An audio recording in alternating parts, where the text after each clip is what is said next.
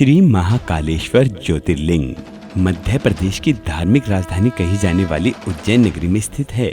महाकालेश्वर ज्योतिर्लिंग की विशेषता है कि ये एकमात्र दक्षिण मुखी ज्योतिर्लिंग है। यहाँ प्रतिदिन सुबह की जाने वाली भस्मारती विश्व भर में प्रसिद्ध है। महाकालेश्वर की पूजा विशेष रूप से आयु वृद्धि और बुद्धि पर आए हुए संकट को टालने के लिए की जाती है। उज्जैन वासी मानते हैं कि भगवान महाकालेश्वर ही उनके राजा हैं और वे ही उज्जैन की रक्षा करते हैं। तो चलिए आज हम जानते हैं श्री महाकालेश्वर ज्योतिर्लिंग की कथा। यह परम पवित्र ज्योतिर्लिंग मध्य प्रदेश के उज्जैन नगर में है। पुण्य सलीला क्षिप्रा नदी के तट पर स्थित उज्जैन प्राचीन काल से उज्जैनी के नाम से विख्यात था। इसे अवंतिकापुरी भी कहते थे। यह भारत की परम पवित्र सप्तपुरियों में से एक है। महाभारत शिव पुराण एवं स्कंद पुराण में महाकाल ज्योतिर्लिंग की महिमा का पूरा विस्तार के साथ वर्णन किया गया है। इस ज्योतिर्लिंग की कथा पुराणों के अनुसार इस प्रकार है। प्राचीन काल में उज्जैनी में राजा चंद्रसेन राज्य करते थे। वह परम शिव भक्त थे। एक दिन श्रीकर नामक एक 5 वर्ष का गोप बालक अपनी माँ के साथ उधर से गुजर रहा था। राजा का शिव पूजन देखकर उसे बहुत हैरानी हुई। वह स्वयं उसी प्रकार की सामग्रियों से शिव पूजन करने के लिए लालायित हो उठा।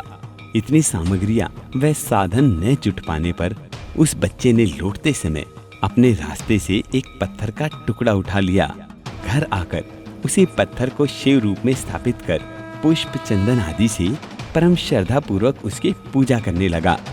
माता भोजन करने के लिए बुलाने आई, किंतु वह पूजा छोड़कर उठने के लिए किसी भी प्रकार तैयार नहीं हुआ। अंत में माता ने झल्लाकर पत्थर का वह टुकड़ा उठाकर दूर फेंक दिया। इससे बहुत ही दुखी होकर वह बालक जोर जोर से भगवान शिव को पुकारता हुआ रोने लगा।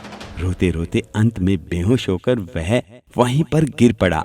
बालक की अपने प्रति यह भक्ति और प्रेम देखकर भोलेनाथ भगवान शिव अत्यंत प्रसन्न हो उठे। बालक ने जैसे ही होश में आकर अपने नेत्र खोले तो उसने देखा कि उसके सामने एक बहुत ही भव्य और अति विशाल स्वर्ण और रत्नों से बना हुआ मंदिर खड़ा है। उस मंदिर के अंदर एक बहुत ही प्रकाशपूर्ण भास्वर तेजस्वी ज्योतिर्लिंग खड़ा है। बच्चा प्रसन्नता और आनंद से विभोर होकर भगवान शिव की स्तुति करने लगा। माता को जब यह समाचार मिला तब दौड़कर उसने अपने प्यारे लाल को गले से लगा लिया। पीछे राजा चंद्रसेन ने भी वहां पहुंचकर उस बच्चे की भक्ति और सिद्धि की बड़ी सराहना की। धीरे धीरे वहां बड़ी भीड़ जुट गई। इतने में उस स्थान पर हनुमान जी प्रकट हो गए। उन्होंने कहा, मनुष्यों, भगवान शंकर शीघ्र फल देने वाले देवताओं में सर्वप्रथम है। इस बालक की भक्ति से प्रसन्न होकर उन्होंने इसे ऐसा फल प्रदान किया है जो बड़े बड़े ऋषि मुनि करोड़ों जन्मों की तपस्या से भी प्राप्त नहीं कर पाते। इस गोप बालक की 8वीं पीढ़ी में धर्मात्मा नंद गोप का जन्म होगा। द्वापर युग में भगवान विष्णु कृष्ण अवतार लेकर उनके वहां तरह तरह की लीलाएं करेंगे। हनुमान जी इतना कहकर अंतर्ध्यान हो गए। उस स्थान पर नियम से भगवान शिव की आराधना करते हुए अंत में श्रीकर गोप और राजा चंद्रसेन शिव धाम को चले गए।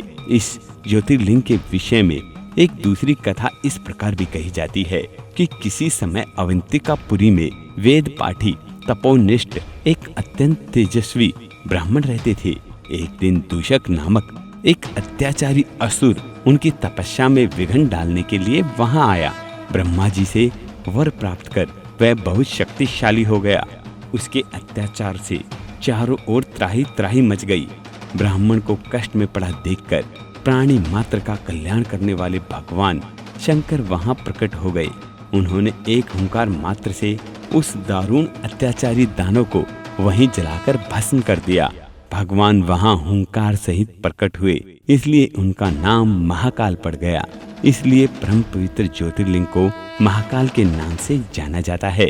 दोस्तों, जो भी श्री महाकालेश्वर ज्योतिर्लिंग के दर्शन करता है उसका जीवन धन्य हो जाता है। आज भी यहाँ पर लाखों करोड़ों की भीड़ आती है और अपनी मनोकामनाएं पूर्ण करके जाती है। तो सभी बोलिए श्री महाकालेश्वर धाम की जय हो। बम बम भोले, हर हर महादेव। अभी प्यार से कमेंट में लिखें। और अगर आप और भी ज्योतिर्लिंगों के दर्शन करना चाहते हैं, उनकी कथाओं को जानना चाहते हैं, तो अभी हमारे इस चैनल को सब्सक्राइब करना ना भूलें। और हाँ दोस्तों, कमेंट में आपको जरूर लिखना है, भोले बाबा आप पर ऐसे ही कृपा बनाए रखेंगे। हर हर महादेव, बम बम भोले।